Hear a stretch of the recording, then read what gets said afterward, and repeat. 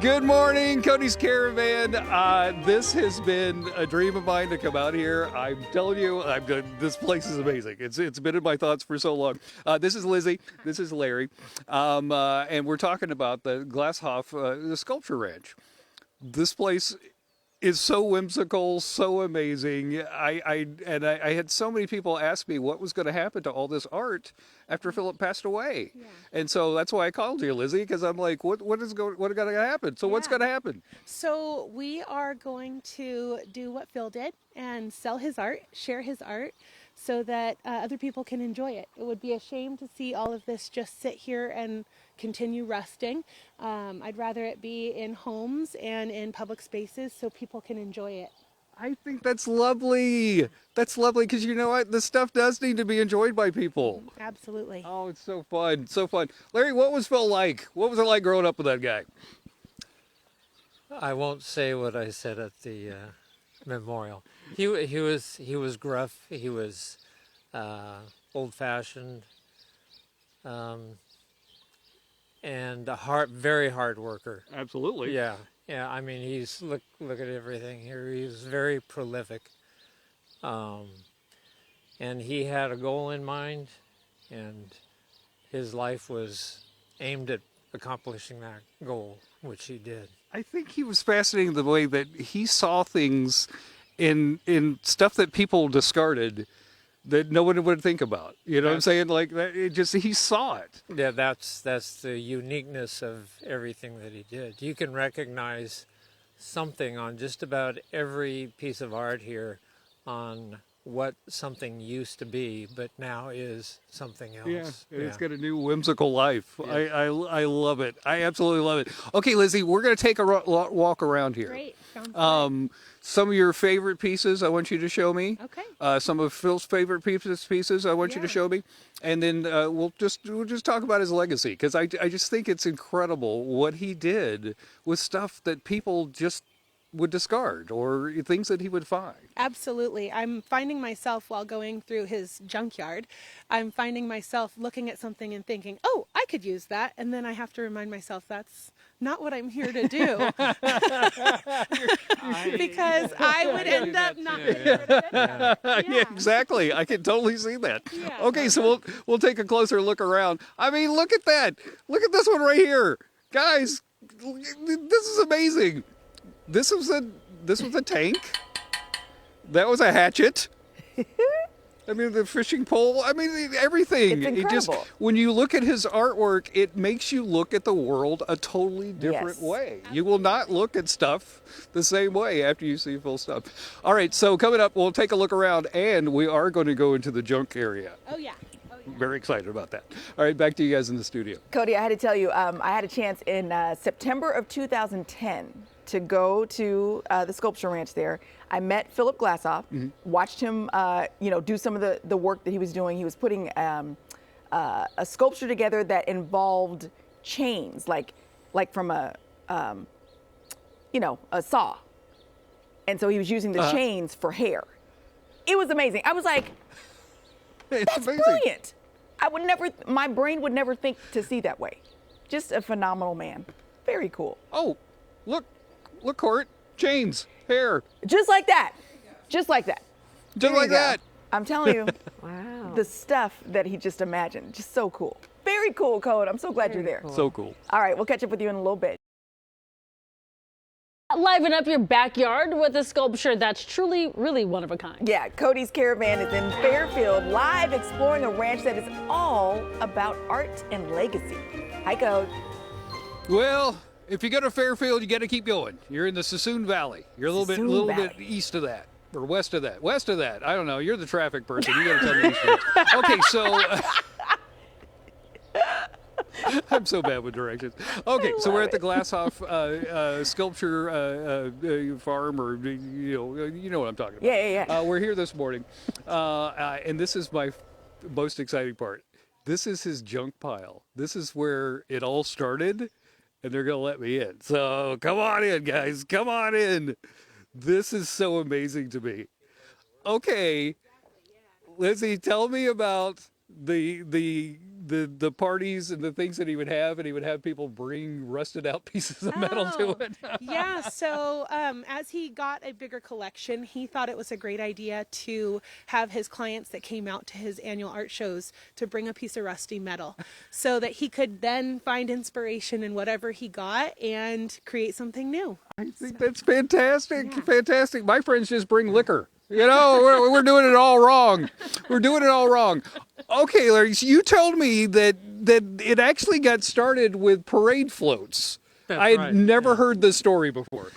Yeah, he was at Poly Royal, Cal Poly University, and he was a member of the agricultural club. Mm-hmm. And for Cal Poly Royal, they would have a parade, and which would involve floats and bands and everything else. Well, his club was very active, and they decided to start making a float for the parade. And so he was in charge of welding the framework together for the farmers or whatever, the cows, whatever was on the float, and then wrapping it with chicken wire for it, so it was ready for the tissue paper. And he started thinking, you know, I could do this with metal and create something. Yeah. And that's actually how what inspired him to start going down that road. That is an amazing story. Because he could have been growing prunes. He could have been, yeah. He could have been growing prunes. Right along with me, which would not have been a good fit. As you've been going through, you've been finding like treasure in this pile. Absolutely. So we found these piggies. They're incomplete, but one of his first really successful pieces of art that he displayed at the Nut Tree when he was working there was a pig. And it was similar to these, obviously complete, but these were found in the junk pile. We found heads, we found bodies. Matter of fact, let's go show him some heads. Let's go down this way. This is so interesting to me because as I walk through this, I'm starting to see faces and things and everything. But we want to come out here, and I want to show you a couple of finds that she found in there of pieces that he started working on that he didn't have a chance to finish.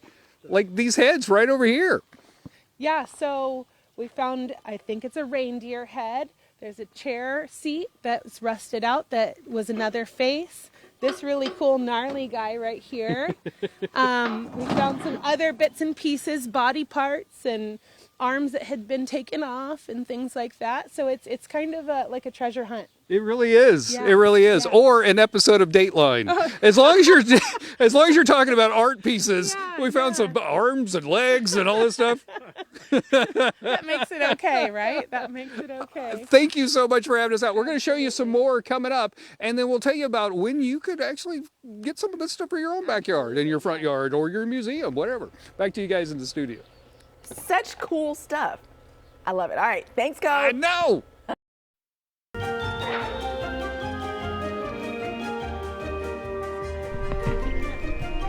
All right, Cody's Caravan. We're taking you through the Glashoff sculptures this morning.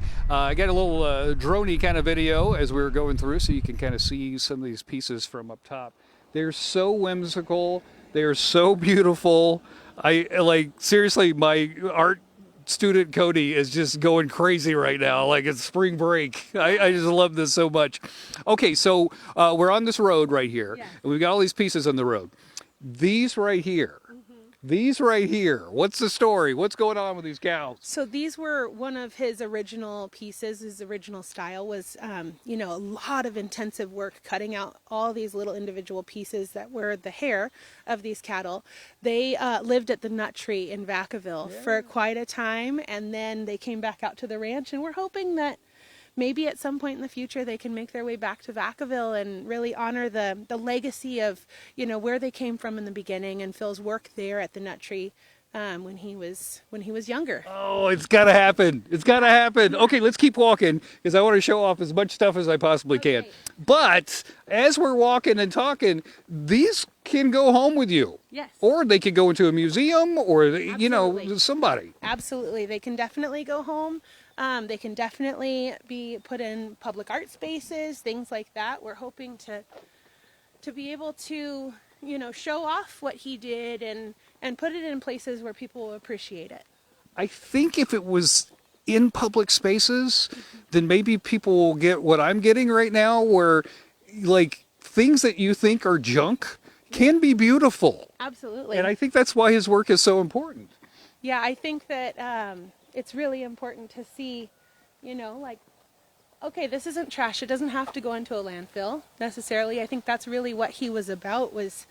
He was really proud of his junkyard. He was really proud of the things he found and the inspiration he found in things.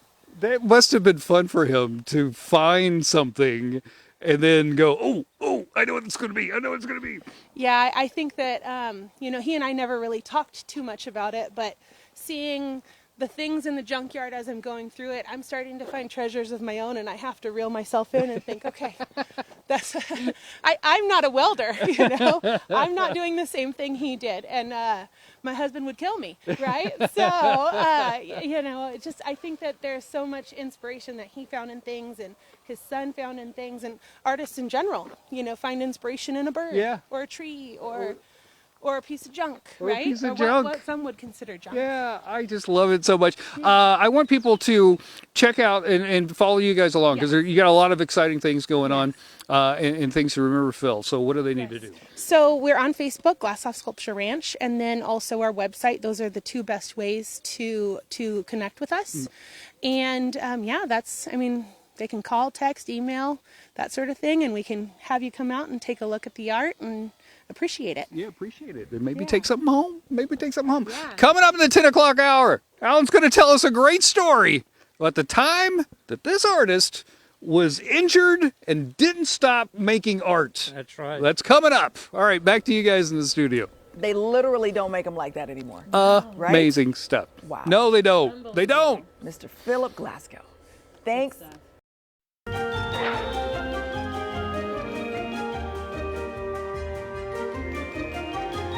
We have been looking at this incredible sculptures all morning long. I'm telling you, like, every piece makes me smile, makes me laugh, makes me think, and it makes me think about everything I see out and about. It can be beautiful, and it can be art.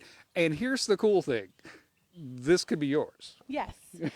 So we are having a final show. Phil's wishes were that we would have a final show and sell it so that we can honor him and honor all of the work that he has put in over decades, and really just let people come and enjoy it and take it home and enjoy it, because it deserves to be enjoyed. It does. It does. It makes me so happy that this is going to live on and people will be able to enjoy it. So when is the show? So we are June 6th and June 7th. Okay. And it's going to be, I think, noon till 5 is generally the hours that we have our show, or he had his shows. And he usually invited multiple other artists that he had a working relationship with. So it's not just going to be metal sculpture. There will be other artists featured here as well who have historically been here. Oh, nice. So, it's a great time. We usually have the buck truck come down and music and, great atmosphere. I will come back for that. I will come back for that. We've got just a little time. One more story. One more Phil story for us. One more. Tell us about the time he got injured and he didn't stop making art, even though he was injured. Right. He got injured in a water skiing accident, which we talked about. Pulled his hamstring, and so he was bedridden for multiple weeks. But during that time, he was in the process of constructing a tree that ended up in Vacaville on one of the public streets.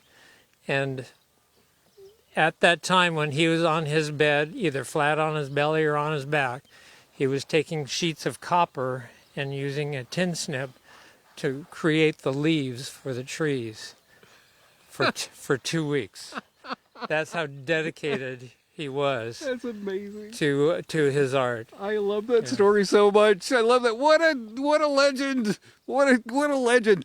If people want to know more about the sculptures and things, events and all that stuff, what do they need to do? So they can go to our website, and there's a phone number, email address. You can also submit a contact form, and we can either do appointments out here at the ranch, or they can come to the show. They can sign up on our list and come to the show.